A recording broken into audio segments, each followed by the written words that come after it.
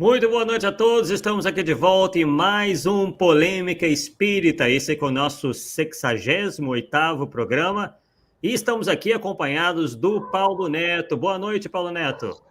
Boa noite, Arthur, boa noite, João e Rita, Shirley, Marlene.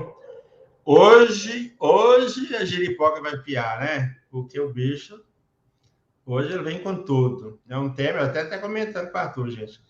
É um tema que nunca me interessei, sabe, nem de ler nada, porque não sabe, já vi uma coisa assim, sabe? Isso não dá, e tá aí. Hoje vou aprender muito, com certeza, porque eu não sei nada do tema. Mas é uma coisa que eu já fui instintivamente contrário. Porque não sei, me pergunta que eu não sei, né? Então vamos lá. É isso aí, estamos então com o tema de hoje, a noite de hoje, que é Crianças Índigo, Bases e Origens. Esse aqui é o primeiro, será o primeiro programa. Possivelmente concluiremos esse tema na próxima quarta-feira, onde nós iremos falar sobre a relação dessa tese das crianças índigo e o movimento espírita e também, obviamente, a própria doutrina. Iremos ver a opinião, né, dos espíritas acerca disso e também qual é o posicionamento da doutrina espírita sobre essa questão. Claro que Allan Kardec não cita crianças índigo, mas alguns alegam que isso poderia ter alguma ligação com o espiritismo, iremos analisar isso na semana que vem. Mas hoje é muito importante, né? Não deixa de ser importante, porque nós iremos estudar e conhecer as origens dessa temática, como surgiu, quem criou, de onde veio, enfim, é importante a gente sempre fazer esse estudo para que a gente não pegue o assunto no meio do caminho. Isso é muito ruim. Então, já que é para falar de crianças índigo, então vamos falar de uma maneira mais completa possível. Claro que nós fôssemos falar de tudo, ia demorar mais de 2 programas, mas iremos apresentar aqui de uma maneira bem sucinta, bem dinâmica, para que vocês todos possam acompanhar. Bem, então agradecemos aí, né? O Paulo Neto já agradeceu aí a presença dos amigos, já se encontra aqui conosco, e vamos então compartilhar com vocês os slides que vão nortear aí o nosso estudo na noite de hoje. Bem, vocês estão vendo aí, né? Fizemos aí uma capa onde questionamos, né? Crianças índigo, verdade ou ficção? Então, ali uma representação, né, de uma criança, né, com tom de pele azulado e tudo mais, né? Então, vamos continuar aqui. E como que surgiu esta ideia? Bem, inicialmente é bom que a gente passe para vocês que esse termo, crianças índigo, se originou dessa que está aí, vocês estão vendo, da parapsicóloga e vidente Nancy Ann Tapp, que desenvolveu, né, esse conceito na década de 70. Só que em 1882 foi o ano em que ela publicou uma apostila que depois ela expandiu e republicou em 1986. Vou mostrar para vocês essa aqui, ó, que virou um livro, tá?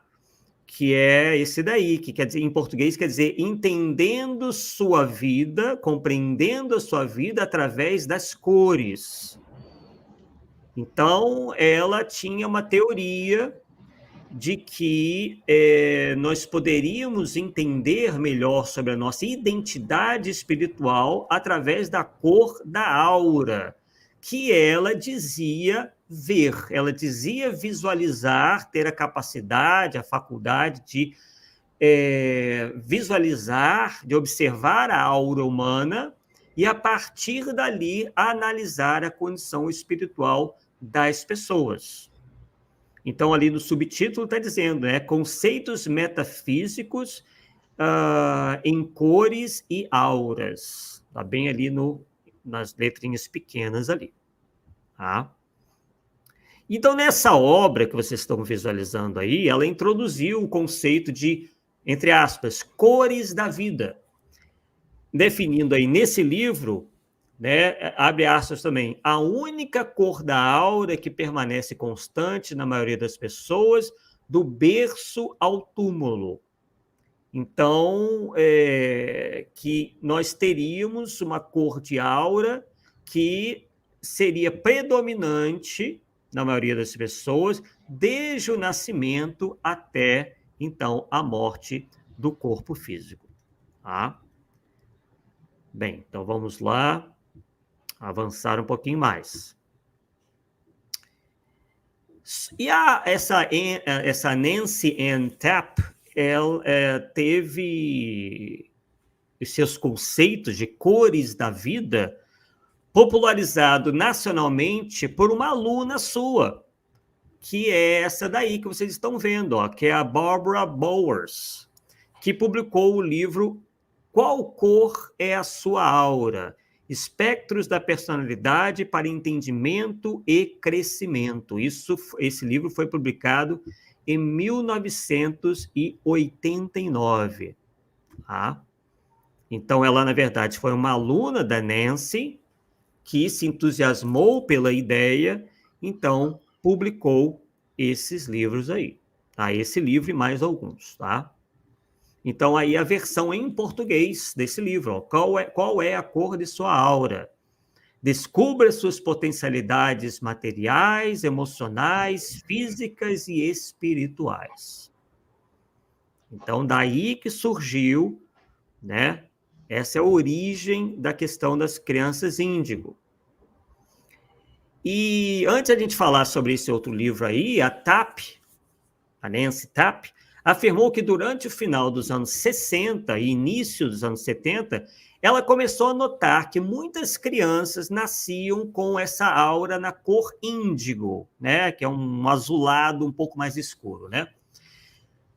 E a ideia, depois, né, foi posteriormente popularizada pelo livro, um livro de 1998. Mas antes de falar nele, olha, também tem essa Pamela Osley aí, que também é uma seguidora da Nancy Ann Tapp, né, que inclusive desenvolve justamente essa questão das cores da vida que eu me referi há pouco. Tá? Esse daí, inclusive, é um documentário que foi feito alguns anos depois. Tá? Foi no ano de 2002 que houve uma conferência internacional sobre crianças índigo, que foi realizada no Havaí, que atraiu 600 participantes, e houve também algumas conferências depois na Flórida, no estado da Flórida, no estado de Oregon e em outros lugares lá nos Estados Unidos. Tudo isso foi nos Estados Unidos. E aí vários filmes foram produzidos sobre esse assunto, incluindo 2 filmes do escritor que explora as temáticas New Age, né? As temáticas da nova era. Um deles, que é o James Twyman. Ele dirigiu um longa-metragem chamado Índigo, que é de 2003, e um documentário de 2006, chamado de A Evolução Índigo. Tá? Então, essa é a capa, né, promocional aí do documentário. E também o outro documentário, né, A Evolução Índigo, e ali a foto do Twyman. Tá?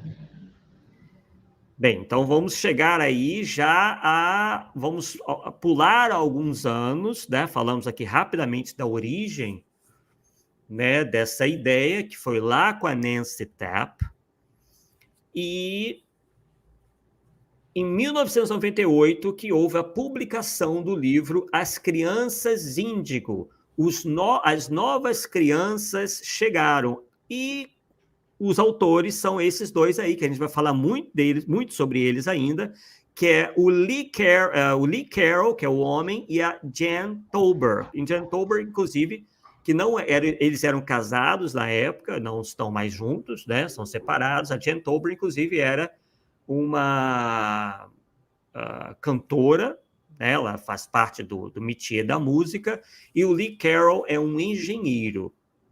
Tá?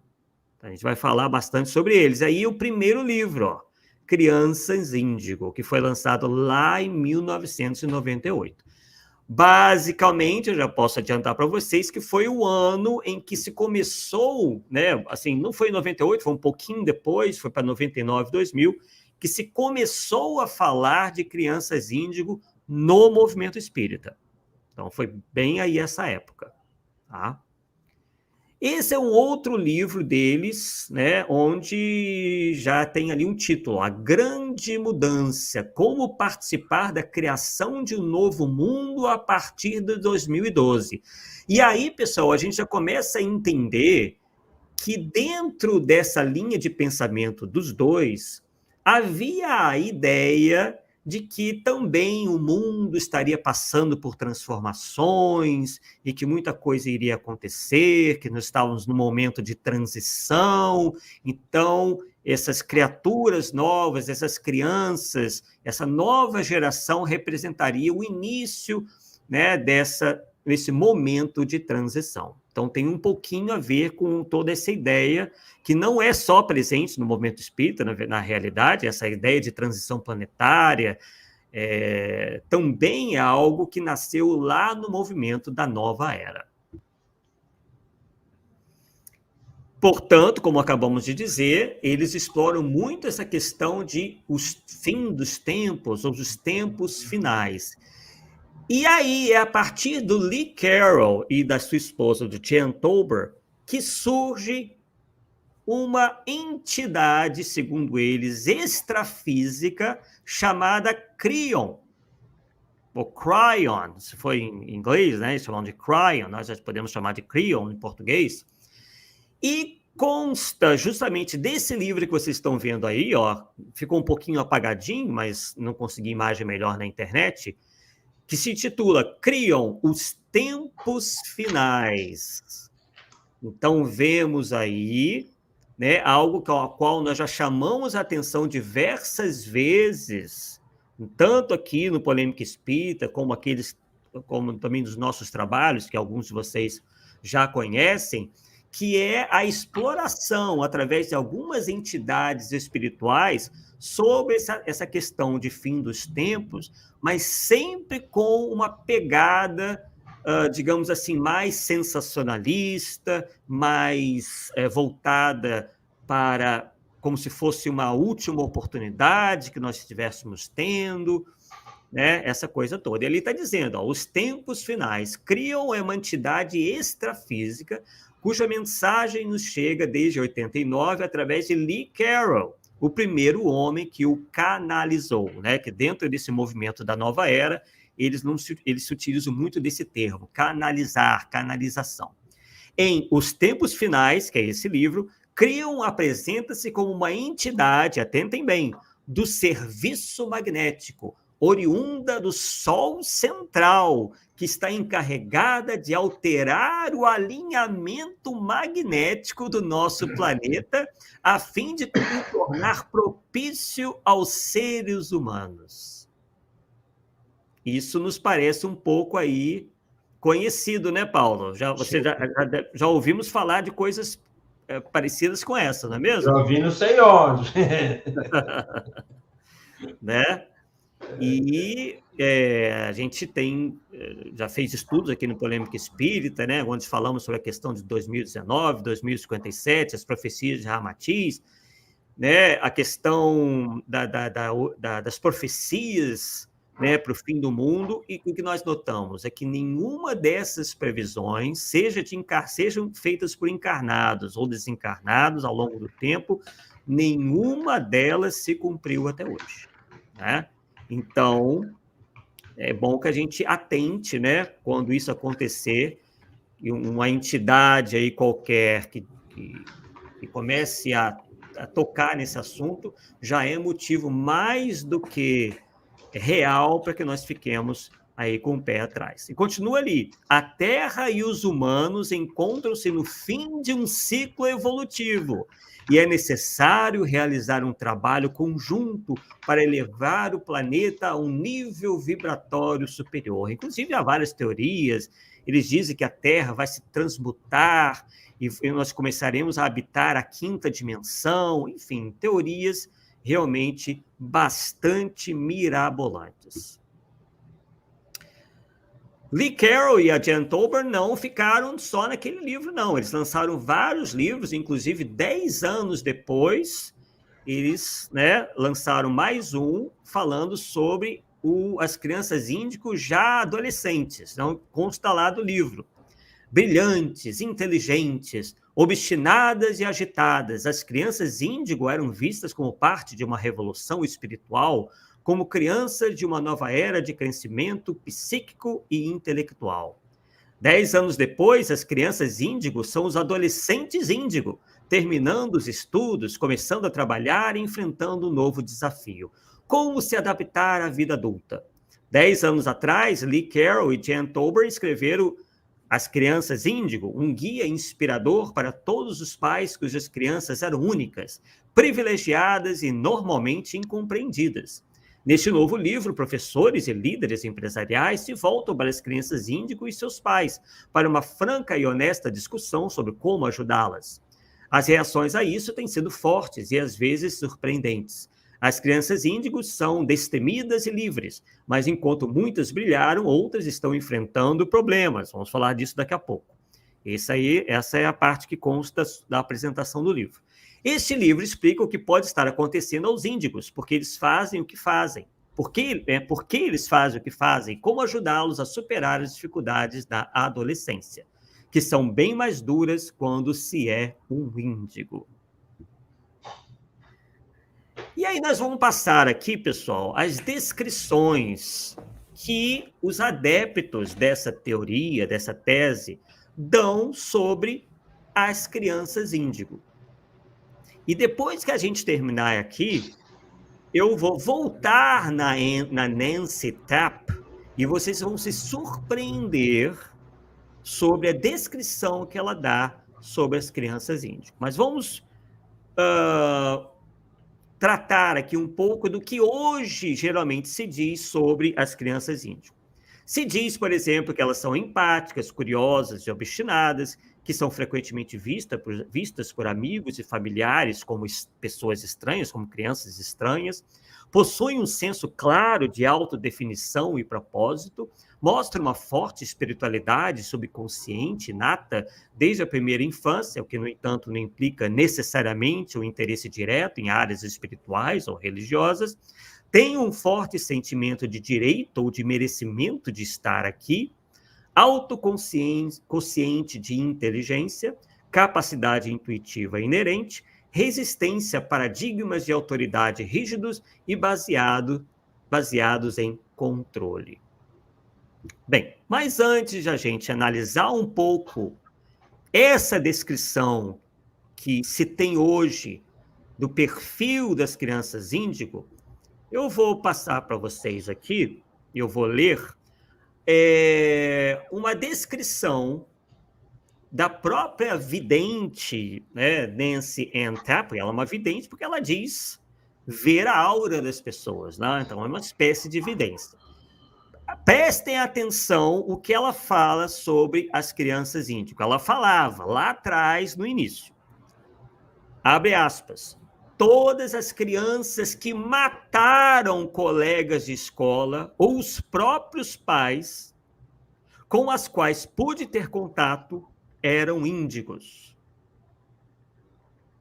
Eles tinham uma visão clara de sua missão, mas algo entrou em seu caminho e elas quiseram se livrar do que imaginavam ser o obstáculo. Trata-se de um novo conceito de sobrevivência. Todos nós possuímos esse tipo de pensamento macabro quando crianças, mas tínhamos medo de colocá-lo em prática. Já os índigos não têm esse tipo de medo. Fecha aspas. Então a pergunta é, pessoal, matar os pais e até colegas da escola é uma característica, e eu já vou começar a perguntar, começar a questionar, não vou responder nada, eu vou deixar com vocês, como é a tônica do nosso programa. Isso pode ser característica de espíritos avançados, segundo eles, adiantados, e que vão herdar o planeta? E eu vou deixar a resposta para vocês, o que é facílima, né? Ainda mais para nós espíritas. Então, tem acontecido muito isso, né, Paulo? De algumas pessoas se dizerem missionárias e, ao mesmo tempo, alegarem mais ou menos isso que a Nancy Tapp alegava, que se pode ser um missionário ou, né, pessoas de alta espiritualidade e, ao mesmo tempo, cometer crimes, ser um indivíduo que comete uma série de excessos, tem uma série de vícios, promíscuo. Sinto Paulo, muito, mas essas coisas... Isso faz algum sentido para você? Essas coisas não encaixam para uma pessoa, ou um espírito, melhor dizendo, que tem um certo grau de evolução. Para nós outros que somos terreno, tudo bem. Poxa, mas o cara vem, quando vem com missão e abaixa a média do público, vamos dizer assim, das pessoas, não dá, né? Para depois querer dar uma de santinho, não dá. O exemplo vem de vez, cara. Você tem que dar o exemplo de vez. Quer dizer, então, aquele perfil de uma pessoa boa, uma pessoa que só faz o bem, que só quer o bem, vem de desde vez, que pode até crescer à medida que o passado vai assumindo, né? Vamos dizer assim, aquela personalidade para mostrar o grau de evolução dela. Mas você chega num ponto e vai cair para depois subir, que é isso? Sem chance. Não é onda? Exatamente. Isso é só onda que faz cair e sobe. Exatamente, Paulo. E aí a gente vai lembrar do que disseram os espíritos a Kardec sobre essa nova geração que consta, né, do livro A Gênese. Abre aspas.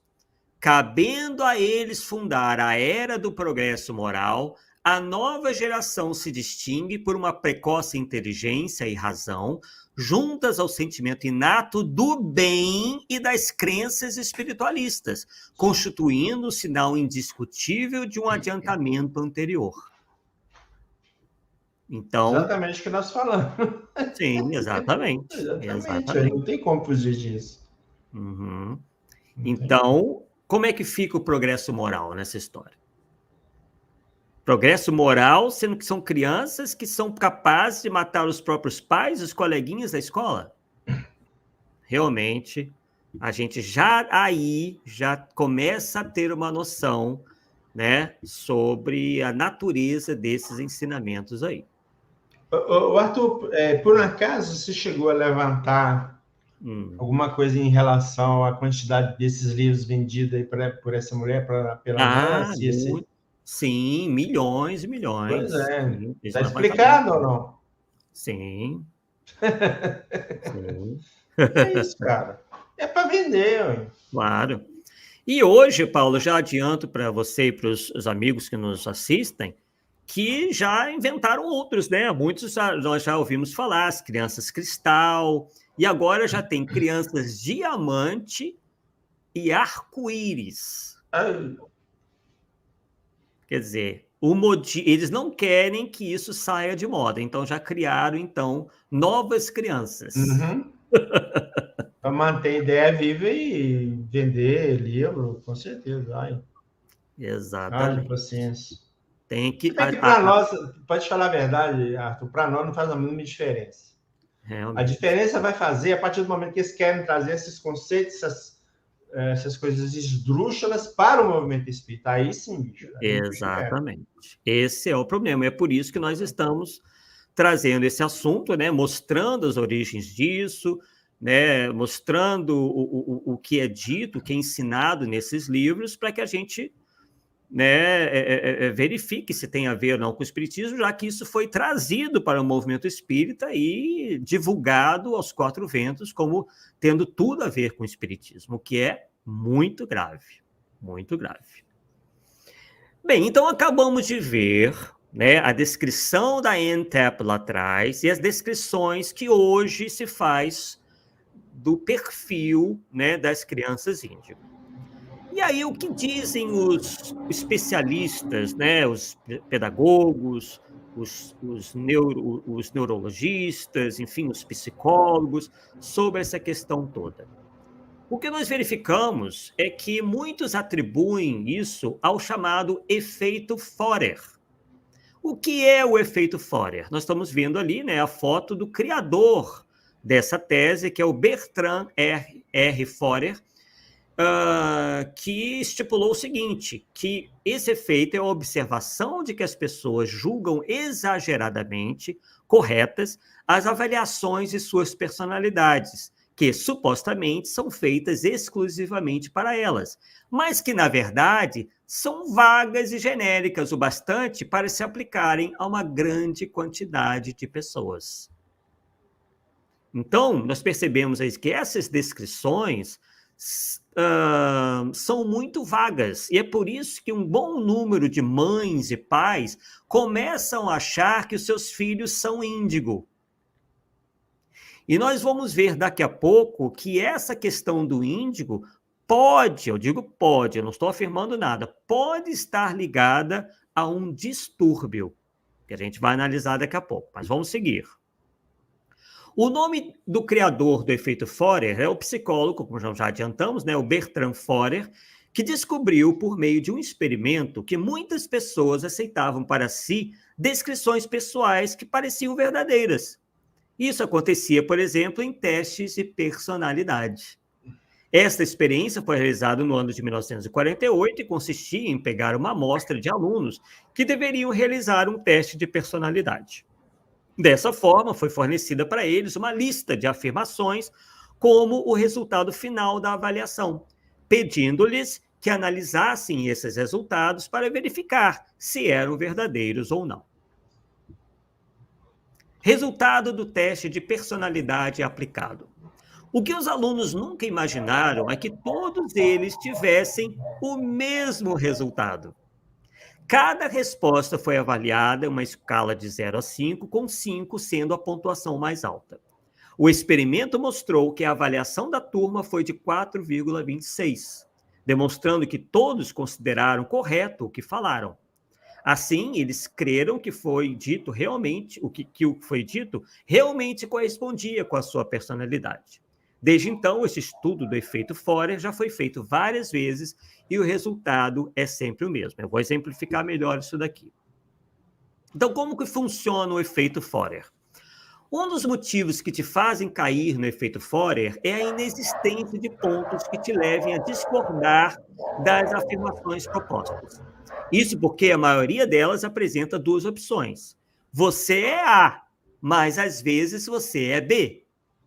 Essa declaração é impessoal o suficiente para corresponder a qualquer ser humano. Por exemplo, a declaração: fulano, você é muito bom, mas às vezes faz coisas ruins. Essa declaração leva qualquer pessoa a aceitar essa análise como verdadeira. Outra razão é que algumas artes divinatórias, como o horóscopo ou o tarô, fazem leituras do futuro. Nós, seres humanos, adoramos ter controle sobre tudo. No entanto, o futuro é incontrolável. Mesmo assim, graças a essas artes, sentimos que, por um momento, sabemos o que vai acontecer. Então, esse efeito explica parcialmente a grande aceitação obtida por certas crenças e práticas, como a astrologia, grafologia, terapia de constelação familiar, alguns tipos de testes de personalidade e outras hipóteses que não sobreviveram à rigorosa análise proposta pelo método científico. Um fenômeno mais genérico relacionado ao efeito Forer é o da validação subjetiva. A validação subjetiva ocorre quando dois eventos aleatórios ou sem ligação parecem estar conectados, porque as crenças, expectativas ou hipóteses exigem tal ligação. Por isso, as pessoas buscam uma conexão entre sua percepção da personalidade e um mapa astral, por exemplo. Então, os mapas astrais, geralmente, são muito acreditados pelas pessoas porque trazem essas informações que, na verdade, quando a gente vai ver, se adapta a quase praticamente todo mundo. Então, é muito comum as pessoas se depararem com um mapa astral, que às vezes você dá para uma pessoa e dá para outra, sem que elas pensem, sendo que elas estão pensando que são mapas astrais diferentes, né? Você dá o mesmo mapa astral, mas para duas pessoas, elas estão achando que estão recebendo mapas astrais diferentes. As duas muito possivelmente vão dizer: nossa, esse mapa astral é a minha cara. E aí você coloca as duas pessoas e você mostra para elas: olha, esses mapas astrais foram dados para vocês dois, são exatamente iguais. E elas se reconhecem, né, bastante diferentes entre si. Então, isso é um bom exemplo do efeito Forer. Vamos ver aqui mais características citadas pelos adeptos da tese das crianças índigo. E aí que a gente vai entrar nessa questão aí na questão médica, né, que muitos de vocês já conhecem. Mas vamos lá. Por exemplo, se diz que as crianças índigo são muito agitadas. Então, né? Então, nós pegamos isso justamente de um site onde eles advogam essa tese. Então, diz lá, essas crianças são tidas como agitadas, mas a verdade é que elas não precisam aprender certas coisas. Vejam como esses sites, né, favoráveis à tese da criança índigo, gostam de apresentá-las como crianças especiais, crianças superiores às outras. Mesmo que determinadas características apontem, ou sejam geralmente apontadas como negativas. É o que, né, vocês vão perceber isso daí. Então, vamos lá. Elas simplesmente, vejam bem, já sabem.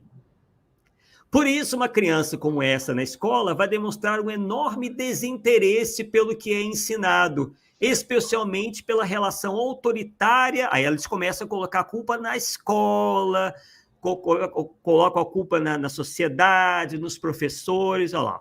Especialmente pela relação autoritária e não humanizada que as escolas oferecem, buscando se entreter de outras formas. Quer dizer, as crianças não querem saber de estudar, não se comportam em sala de aula, não prestam atenção, essas crianças índigo, e passam, então, a se entreter durante a aula de outras formas. O que, na verdade, é uma enorme inteligência que expressa em forma de desinteresse. Pela ótica dos educadores tradicionais, é visto como agitação, dificuldade de aprendizado e falta de obediência. Aliás, a palavra obediência em si não combina com essas crianças, pois elas rejeitam qualquer sistema de autoridade.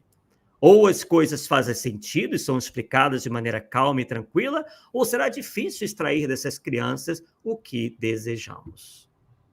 Outra característica alegada por eles é a quebra de padrões, que essas crianças têm um instinto e uma ordem pessoal que governa suas atitudes, obedecem uma lógica própria e têm muita dificuldade em fazer as coisas como as outras crianças. Parecem fazer tudo ao contrário e apresentam rejeição e inconformismo pelo que é normal ou habitual.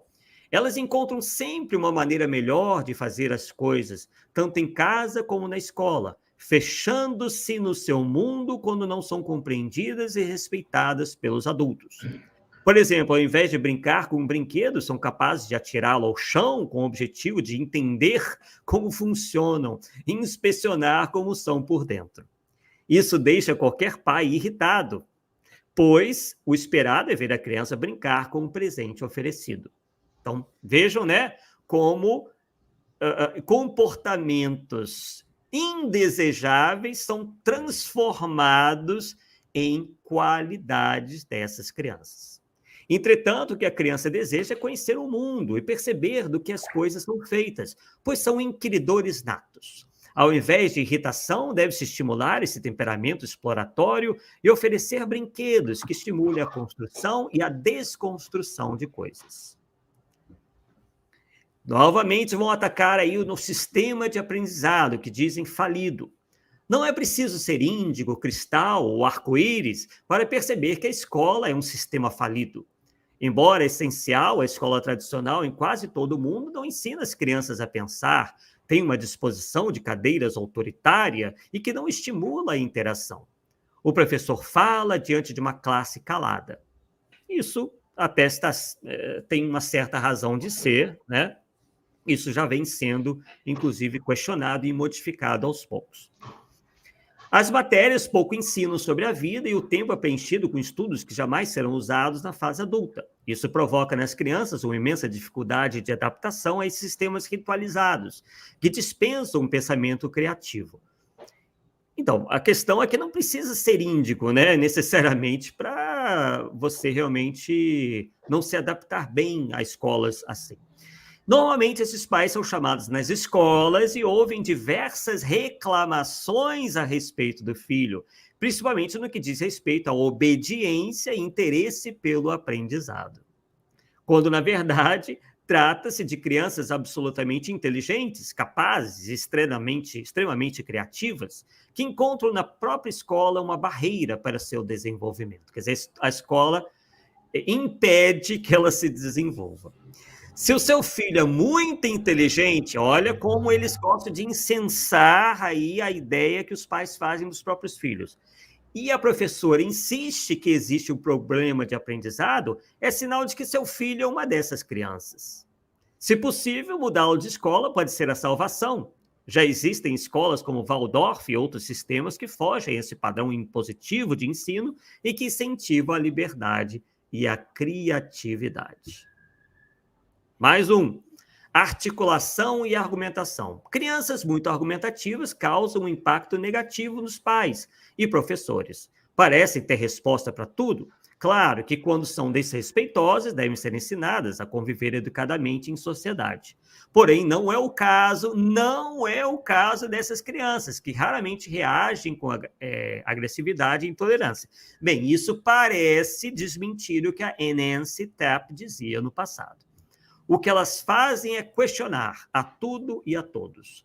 Elas não são tímidas e fazem questão de explicar bem tudo o que pretendem ou precisam do adulto, ou os motivos pelos quais não concordam com algo ou porque se recusam a fazer determinada coisa. E muitas vezes podemos nos surpreender com a razão que se esconde atrás do que, por tendência, encaramos como malcriação e insubordinação. Quer dizer, existe a malcriação, existe a insubordinação, só que eles tentam amenizar, dizendo que, na verdade, a criança ali está sendo mal compreendida, que ela é boa demais em relação às outras, então o tratamento também tem que ser diferente. E finaliza dizendo: ameaças são inúteis. As crianças da nova era não respondem à pressão por culpa ou por ameaças do tipo: espera, quando teu pai chegar, ele vai ver o que você aprontou. Ou, se você não se comportar bem, vai ficar sem lazer. Ameaçar uma criança índigo, por exemplo, só vai causar revolta e não vai ajudar em sua educação. Por outro lado, uma boa conversa pode ser muito mais eficaz. Ora, para todas, né? É difícil? Muito. Exige muita paciência, dedicação e consistência de quem educa. E justamente por isso que essas crianças vieram transformar sua família, que se vê obrigada a agir fora dos padrões para preservar a harmonia do lar e o bem-estar da criança, sem negligenciar sua educação. E aí ela também fala, né, eles também falam das dificuldades de relacionamento, que essas crianças mais espiritualizadas, então, novamente, né, dizendo que são mais espiritualizadas, mas, ao mesmo tempo, ostentando um comportamento, muitas vezes, antissocial. Essas crianças mais espiritualizadas têm certa dificuldade em se relacionar com outras crianças, pois precisam de relações estimulantes e que estejam no mesmo nível de expectativa que elas. Quer dizer, isso se chama mais egocentrismo, né? Quer dizer, os outros todos têm que girar em torno dela e se comportar como ela deseja que as outras se comportem. Os valores que podem encantar uma criança padrão, como ganhar um celular de última geração ou ter 5 bonecas reborn, aquelas que são iguaizinhas a crianças normais, a bebês reais, né? Não seduzem as crianças da nova era. Assim, a relação entre elas e essas outras crianças fica prejudicada, dificultando o estabelecimento de laços duradouros. Elas preferem o isolamento e a solidão ao ter que se relacionar com crianças que possuem uma visão de mundo radicalmente diferente das delas. Então, o que nós temos aí? Uma série de pais que, por vezes, se ancoram nessas descrições para, digamos assim, relevar um comportamento completamente ou muito próximo do antissocial. Então, isso realmente é muito perigoso, e é por isso que os pedagogos, os psicólogos, de maneira geral, ficam de cabelos em pé com isso, porque depois eles têm dificuldade para com os pais, né, de convencer os pais de fazer com que as crianças passem por alguma espécie de terapia ou tratamento. E aí que entra essa questão, que vem sendo discutida nos tempos de hoje. Seriam crianças índigo ou portadoras de TDAH, que é o transtorno do déficit de atenção com hiperatividade. Esse transtorno neurobiológico de causa genética se caracteriza por sintomas como falta de atenção. Lembram que a criança dispersa, ela não presta atenção na aula, ela fica brincando durante a aula.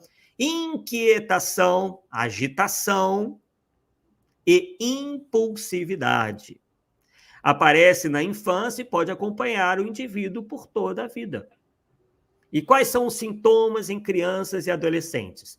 Agitação, inquietação, movimentação pelo ambiente, mexe em mãos e pés, mexe em vários objetos, não conseguem ficar quietas, sentadas numa cadeira, por exemplo, falam muito, têm dificuldade de permanecer atentos em atividades longas, repetitivas, ou que não lhes sejam interessantes.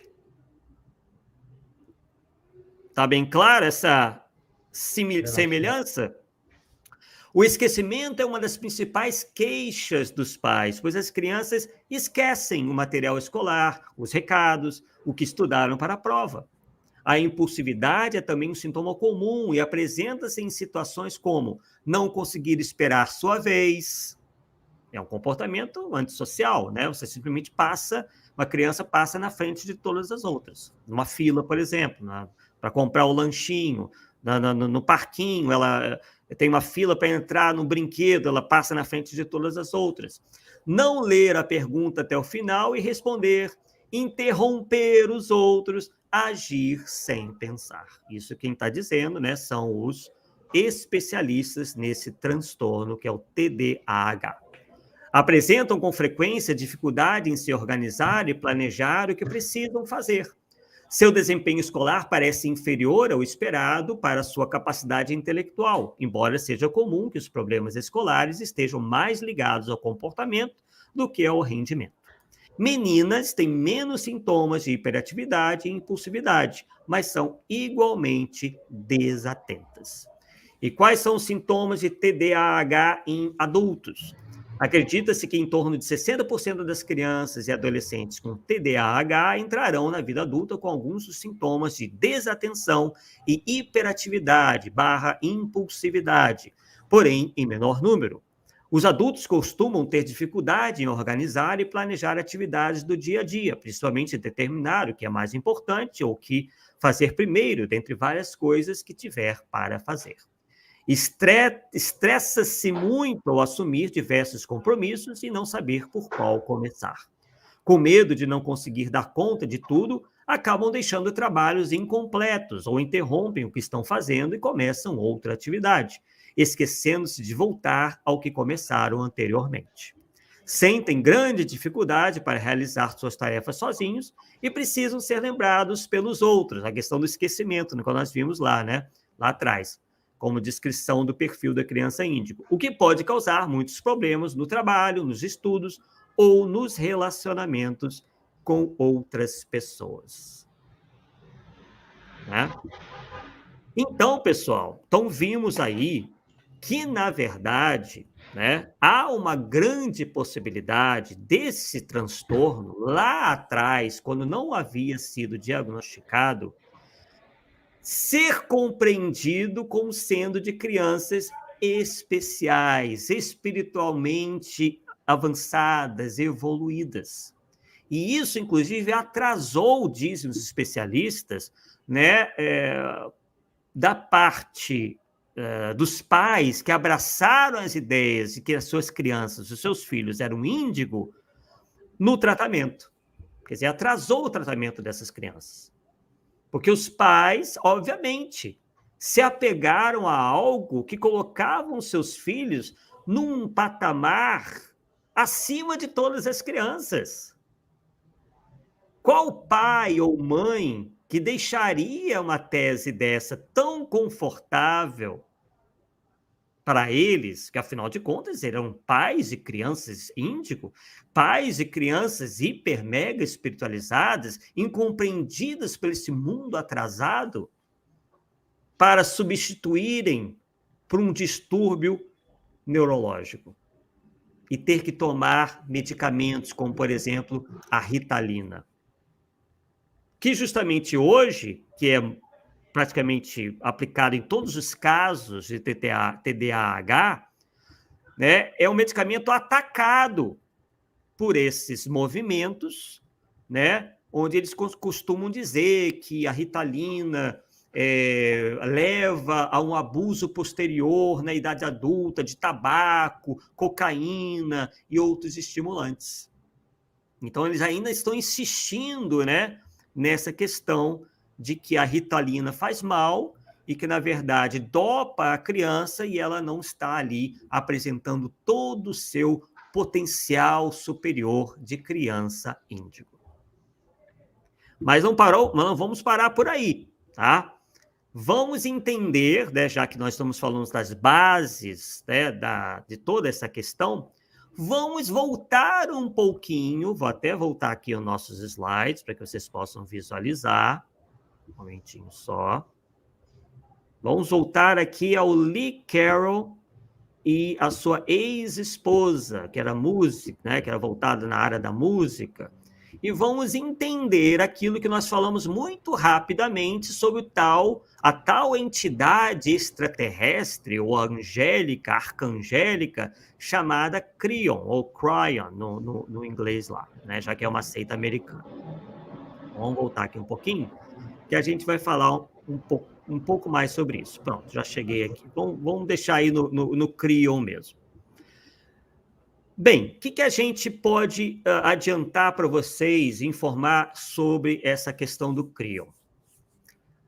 Bem, lembrando que o Lee Carroll, que seria o chamado canalizador ou médium dessa entidade, tá? Ele que é engenheiro, também tem uma formação em economia, né, pela Universidade da Carolina do Norte, e que durante 30 anos, né, trabalhou numa empresa de engenharia de som, lá na cidade de San Diego, na Califórnia. Tá? E foi no ano de 1989, pessoal, que ele disse ter visto, aliás, ele conta o seguinte, que ele estava junto a um sensitivo, lembrando bem aqui da história, que disse a ele que ao lado dele, naquele momento, estava uma entidade extraterrestre que se identificou pelo nome de Cryon. Tá? E aí o Lee, né, esse canalizador aí, começou a canalizar, né, porque esse é o nome que ele dá para as psicografias, textos dessa entidade extraterrestre chamada Cryon, num grupo esotérico da cidade. Né? Então, vimos que ele começa a partir dali a absorver uma série de concepções do esoterismo, do misticismo. Tá? Já a sua esposa, que é cantora, né, a Jan Tauber, depois, alguns anos depois, 2 anos depois que o Lee teve essa experiência, ela então ela cria uma seita própria, chamada Grupo Iluminação Cryon, em 1991. E durante 10 anos, e aí é que entra a questão que o Paulo nos perguntou, né? Essas mensagens dessa entidade renderam a publicação de 12 livros, que foram traduzidos para 23 línguas e venderam mais de 1 milhão de exemplares. Isso já naquela época. A essa altura deve ter vendido bem mais, né? E os encontros, pessoal, nesse grupo Iluminação Criam, criada pela esposa do Lee Carroll, nesses grupos, né, é possível a gente consultar, pessoalmente, as pessoas vão lá e se consultam pessoalmente com o Criam através do Lee Carroll, e eles conseguem lá reunir plateias, atentem bem, pagantes de 3.000 pessoas. Então, é uma entidade que diz vir do Sol, que habita o Sol, e que aparece para ser consultada lá nesse grupo Iluminação, Criam, né, que levou o seu nome, numa plateia de 3.000 pagantes. Todas elas pagam para se consultar com tal espírito. E elas, segundo diz nos relatos, né, essas plateias lotam caríssimos salões de teatros da Europa e Estados Unidos. E lá são vendidos livros deles próprios, né, os filmes, souvenirs, bijuterias, etc, etc. Quer dizer, se estabelece todo um mercado ao redor da tal entidade Criam e suas teorias. Daqui a pouquinho a gente vai saber o que diz efetivamente, o que mais diz esse tal Criam, essa entidade extraterrestre chamada Criam. Inclusive, né, o Criam, nós encontramos lá no site oficial dessa seita, fala o seguinte sobre as crianças índigo. Abre aspas. Encontramos lá no site da seita. Criam é o mais evoluído ser de luz a que a Terra jamais teve acesso. Proveniente do Sol central, isso já estava lá no livro, né, que eu li para vocês, com a função primordialmente técnica ligada ao serviço eletromagnético, sabe-se lá o que é isso, né? Foi enviado, e diz que ele foi enviado para um grupo de mestres extrafísicos chamado a Irmandade. Veio dessa vez para reordenar a rede magnética planetária, visando uma série de mudanças magnéticas no eixo da Terra. Quem sabe do nosso trabalho e viu aqui no Polêmica Espírita que nós falamos sobre o Ramatiz e suas previsões, vai ver alguma ligação aí, né? Então, continuando, visando uma série de mudanças magnéticas no eixo da Terra, Ramatiz dizia isso, né? Que o eixo da Terra se verticalizaria, né, e 2/3 da humanidade pereceria, e ele dá uma data lá. Na época, lá em 1900 alguma coisa, ele dá uma data, que esse ciclo aí de mudanças se encerraria no ano de 2012. E aí nós já entramos aí, né, naquilo que se colocou como sendo de origem dos maias, né? E aí, dentro do movimento espírita, se publicou o livro Não Será em 2012, onde se começou a advogar que o ano certo dessas transformações não seria mais em 2012, mas sim em 2019.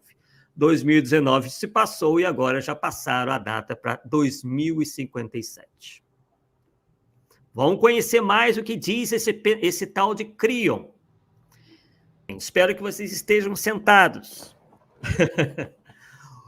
De acordo com Criam, Deus não existe. Ele propõe o panteísmo. Ele diz o seguinte: todos os seres do universo são parte de um todo, e as individualidades são apenas ilusões. Seria mais ou menos como a tese dos fractais, que nós andamos mencionando aqui, que vem sendo, né, divulgado por aí, como se nós tivéssemos a capacidade de encarnar em vários corpos diferentes, em diferentes mundos. Então, pessoal, é isso aí, né? E a gente aproveita para lembrar que o pensamento panteísta se opõe claramente aos ensinamentos do Espiritismo. Basta a gente ler o que consta lá do segundo diálogo, né, em Um Livro dos Espíritos, que é o seguinte, abre aspas, pergunta, que pensar da opinião segundo a qual todos os corpos da natureza, todos os seres, todos os globos do universo seriam partes da divindade e constituiriam, pelo seu conjunto, a própria divindade? Ou seja, que pensar da doutrina panteísta? Perguntou Allan Kardec. E os espíritos responderam, não podendo ser Deus, o homem quer pelo menos ser uma parte de Deus. E aí, a doutrina do grupo Iluminação Criam vai ainda mais longe, pessoal. Abre aspas para o Criam novamente. Os seres humanos que vivem na Terra eram anjos muito evoluídos, viu, Paulo? Que assinaram um contrato para vivenciar uma experiência humana no planeta Terra, motivo pelo qual seríamos honrados e celebrados em todo o universo. Então, de acordo com esse extraterrestre, a humanidade atingiu a convergência harmônica necessária. Essa experiência é a de vivermos com um nível vibracional rebaixado para a terceira dimensão, sem as memórias ou lembranças de nossa origem divina. Então, somos todos anjos decaídos, Paulo. O que você acha disso? Gostei puro esse aí, meu. Caraca. É verdade. E aí, segundo Criam, o Paulo e amigos, desde 87 estariam nascendo crianças com DNA alterado. Eu acho que muitos de vocês já ouviram falar nessa tese aí, né, maluca, né? Que seriam as tão comentadas crianças índigo. E há também referências do Criam às crianças cristal. Mas a gente sabe, né, que, de acordo com a doutrina espírita, a moral é um atributo do espírito e não do corpo. Então, não adianta alterar DNA nenhum, porque os atributos morais, os atributos de inteligência não estão no corpo. O corpo é, sim, um instrumento que vai dar vazão, né, a esse potencial que o espírito possui, e não o corpo. Então, nenhuma alteração de DNA transformaria moralmente indivíduo algum. E quais as consequências, pessoal, dessa suposta mutação dessas crianças? Segundo o extraterrestre Criam, que mora lá no Sol, abre aspas, elas se tornarão uma nova raça, que irá habitar uma galáxia que está sendo criada há 12 bilhões de anos-luz da Terra. E a astrofísica, nós sabemos, né, está bem avançada para a gente afirmar que essa ideia de criação tardia de uma galáxia não tem embasamento científico algum. Arthur, eu não tenho muita certeza, não, tá? Mas eu tenho a impressão que, em algum ponto da codificação, o Kardec vai falar que os espíritos vão falar que o Sol não é habitado por espíritos. Ele é um local onde os espíritos se reúnem. Eu acho que tem isso lá, se não me falha a memória. Tem mesmo. Boa lembrança, né? Boa lembrança. Então, pessoal, isso mais uma vez nos faz relembrar do que consta no Livro dos Médiuns, onde Kardec nos alerta dizendo o seguinte, toda heresia científica notória, todo princípio que choque o bom senso aponta à fraude, desde que o espírito se dê por ser um espírito esclarecido. É justamente esse caso. Esse espírito se apresenta como um espírito elevado, esclarecido, adiantado, e comete uma série, né, de heresias científicas e também do ponto de vista doutrinário. Então, pessoal, esse foi, de maneira bem sucinta, né, para que não fique aí um estudo muito longo, né? De onde surgiu toda essa ideia de crianças índigo, lá atrás com as Andy Tapp, e depois, né, através desse canalizador, o Lee Carroll e sua esposa, que depois veio a criar uma seita, né, de características esotéricas, místicas, né, e esse espírito criam aí, dá as suas consultas em plateias de pagantes, né, que giram aí em torno de 3.000 pessoas por vez. E tem todo um mercado, né, girando em torno dessa ideia de crianças índigo, que inclusive tem dificultado, né, que psicólogos, pedagogos, professores atuem positivamente em favor de crianças que possuem TDAH, porque alguns dos pais negam essa condição e afirmam que seus filhos, na verdade, são crianças índigos, são incompreendidas, são superiores a todas as outras, e aí se está estabelecendo um grande problema. Então, no nosso estudo da semana que vem, nós iremos, então, contrapor as opiniões dentro do movimento espírita, né, favoráveis às crianças índigo e as desfavoráveis, porque já houve, né, confrades nossos que, inclusive, se manifestaram contrariamente à ideia de crianças índigo, assim como também nós sabemos que há confrades, divulgadores que apoiam essa ideia. Então, na próxima quarta-feira, a gente vai fazer vai demonstrar essas contradições, essas visões diferentes, e, obviamente, com o objetivo de fazer com que vocês analisem e cheguem às suas próprias conclusões. Do jeito que você coloca aí, ou seja, se você for em busca da origem das coisas, você não fala tanta bobagem que esse pessoal está falando, pô. O grande problema de dar palestra é isso. O cara pega o bonde andando e continua dali como se não tivesse nada lá atrás. E quando você vai na origem, ou quando surgiu, ou a informação mais remota, sei lá, de repente você não acha a origem, você descobre que tudo é falso. Então, graças a Deus, até agora eu não pedi tempo de ler nada sobre isso. Obrigado, Arthur.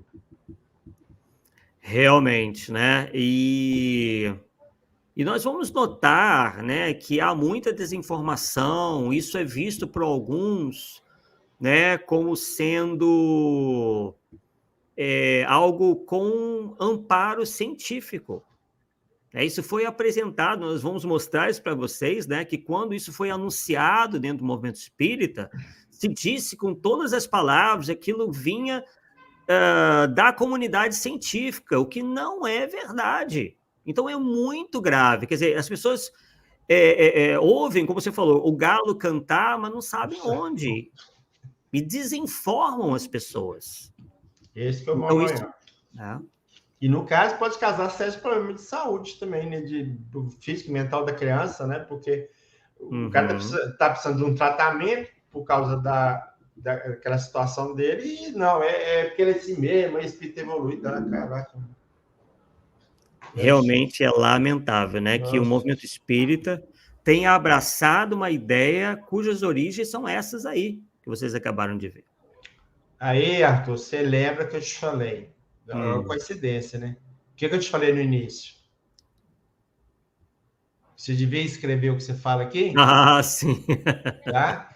Porque muitas vezes as pessoas não têm muito tempo, né, de ver a palestra, e o que está na palestra, de repente você não consegue fazer um destaque. Se você puser um texto lá com um título chamativo, por exemplo, o pessoal, entendeu? Então tem essa vantagem. E igual eu te falei, o trabalho maior já está feito. O que é o trabalho maior? É a pesquisa onde você vai pegar as coisas para você poder falar. Tá? Agora, o que é? Você pegar isso aí que você fez, coloca num texto, sim, e sai, como diz o outro, costurando uma coisa na outra para dar o sentido e a lógica, e pronto, está pronto o trabalho, cara. O braçal, o que te daria mais trabalho, está pronto. Muito, muito pronto. Está prontíssimo. Pois é, eu estou aqui vendo o que o pessoal escreveu, né? O Telvi Costa lembrando aqui, lembro perfeitamente que por ocasião do massacre da escola Columbine, em 1999, disseram que os jovens assassinos Eric Harris e Dylan Klebold seriam crianças índigo. Olha o perigo, né? O Dinaldo aqui lembrando, de cristal foram promovidas a diamante. Eles já não têm nem mais minerais aqui para usar. Ai, meu Deus do céu. Vladimir Cabral, vamos à lista. Crianças índigo, cristais, diamantes e arco-íris. Teve Costa dizendo também, a frase de certos pais de que meu filho é uma criança índigo é equivalente contemporâneo e esotérico dos que antigamente diziam, meu filho é um gênio. Exatamente. É por aí. Por aí. Superdotado, né? Essas coisas todas. Vladimir Cabral dizendo o seguinte, muito diferente do propósito de nomear as gerações, o problema é que estão mistificando estas também. Né? Aí depois ele fala de geração Y, Z, alfa, né? Como a gente conhece por aí. O João e a Rita disseram que vejo que muitos falam das mesmas coisas com palavras diferentes para dizer que descobriu isso ou aquilo, só para ficar famoso e vender livros. Ele complementa depois. Vamos ver aqui se tem alguma pergunta, né, Paulo, para ver se a gente consegue desenvolver. Mas só tem comentário mesmo. Só comentário, né? Vladimir Cabral dizendo, já vi palestrantes abordando esse tema, dando essas características no estudo sobre o progresso espiritual da humanidade. Caraca. Realmente. Vladimir Cabral, que professor de biologia, concorda conosco. O pior é que ainda colocava a culpa no sistema educacional, como o Arthur está dizendo. Quer dizer, só livrando a barra das crianças, né? Esse assunto atrai muitos adeptos ou curiosos, pois os que acreditam associam essas crianças da nova era com espíritos evoluídos vindos de outros orbes. Exatamente. É exatamente o que o Arthur está dizendo. Pois é. Isso, né, que se ficasse lá, né, se ficasse fora do movimento de espírita, né, Paulo? Mas a coisa invade, aí não dá para a gente ficar calado. Tudo. Tudo para cá. É um tema que, igual eu te falei, nunca me interessei, e se me pedisse para falar, certamente eu não faria, não vou perder tempo com isso. Exatamente. De jeito nenhum.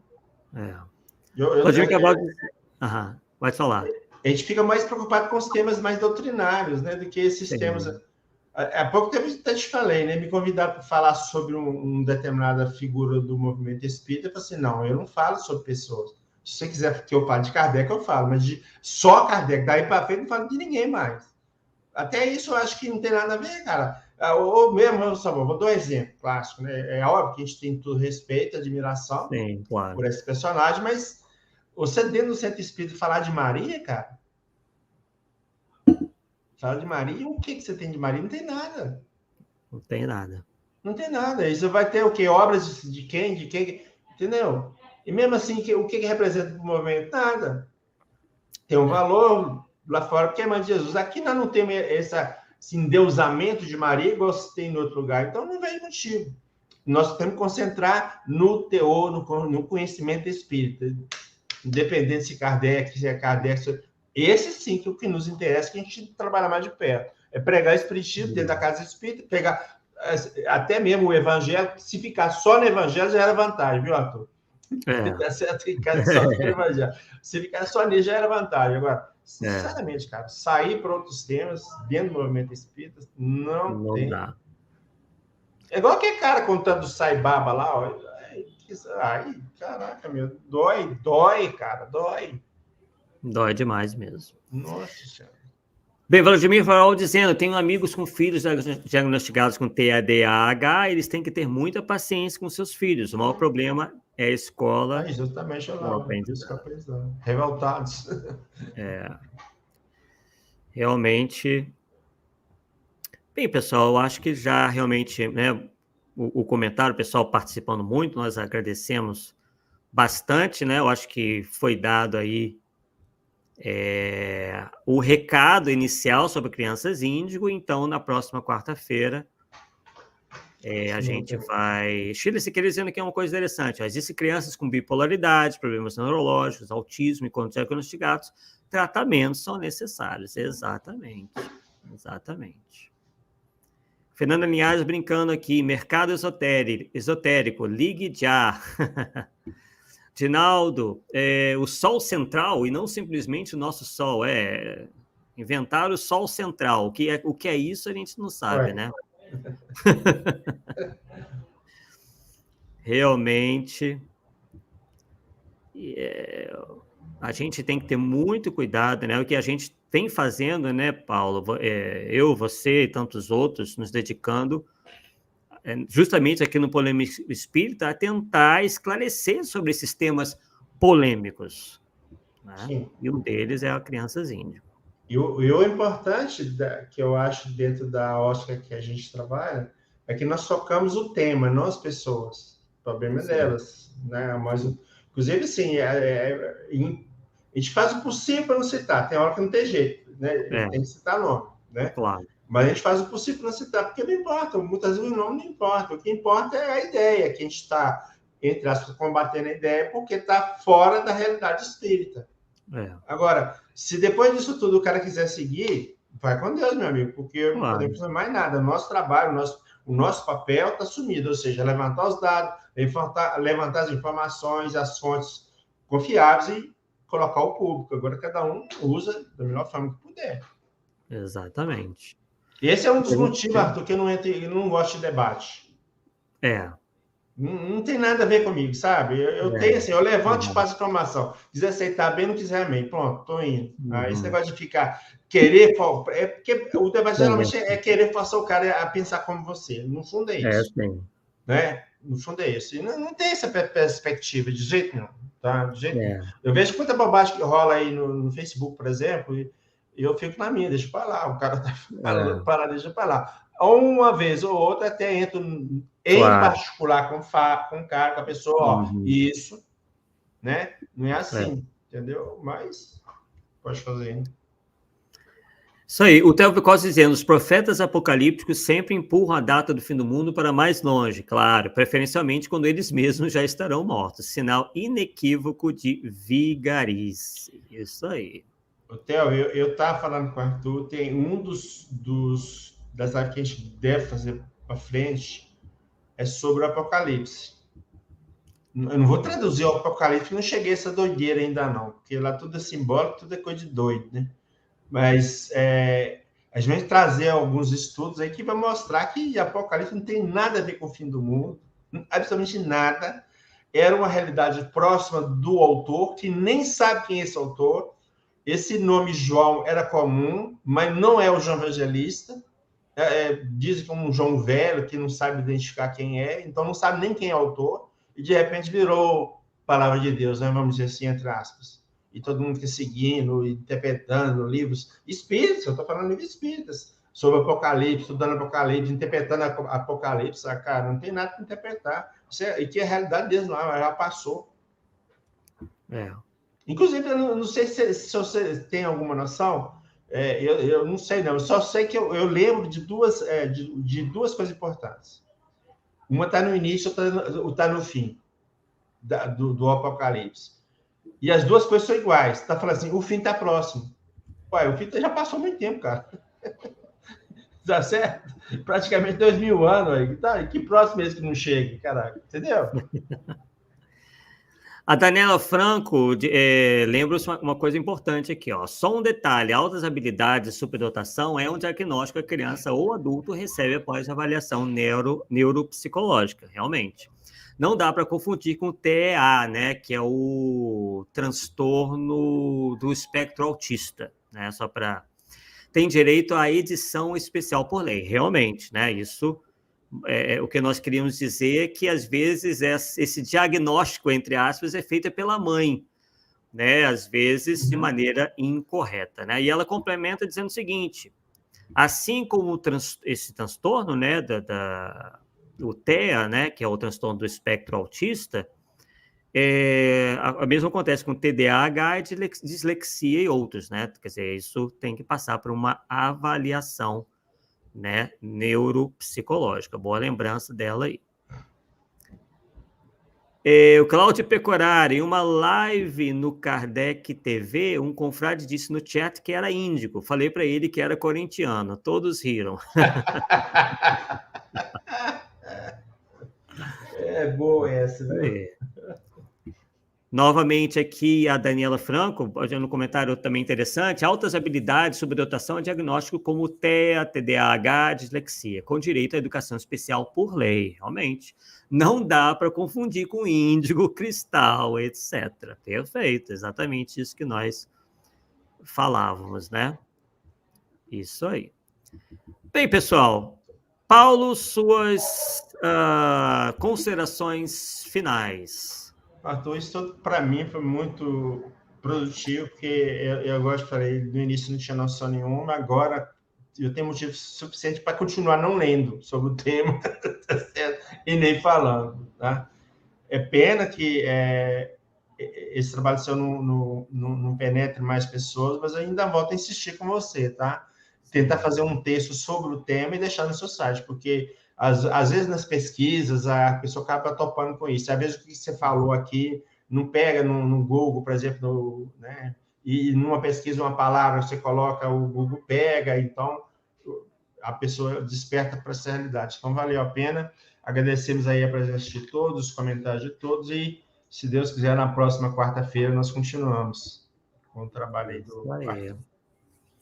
Maravilha, então, né? Prometido e marcado, próxima quarta-feira, nós iremos, então, voltar a essa temática já, né?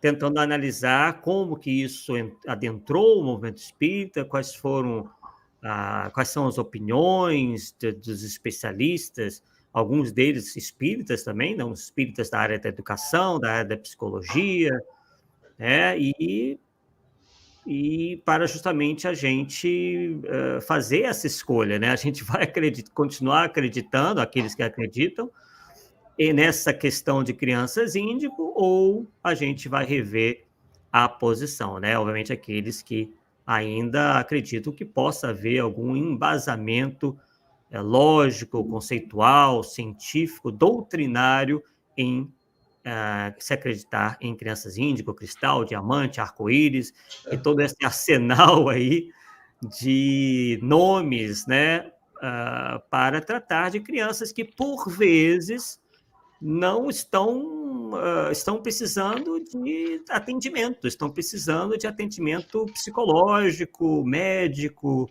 enfim, né, tudo aquilo que os especialistas sabem muito bem como tratar. Claro, a medicina ou a psicologia por vezes não alcançam sempre sucesso, mas têm sido bem-sucedidos na maioria dos casos, né, quando o tratamento é bem realizado.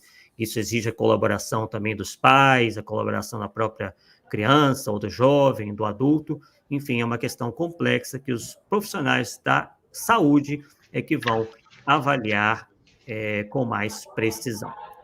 Bem, pessoal, então agradecemos aí novamente a presença de todos e nos vemos na próxima quarta-feira em mais um Polêmica Espírita aqui na RAI TV.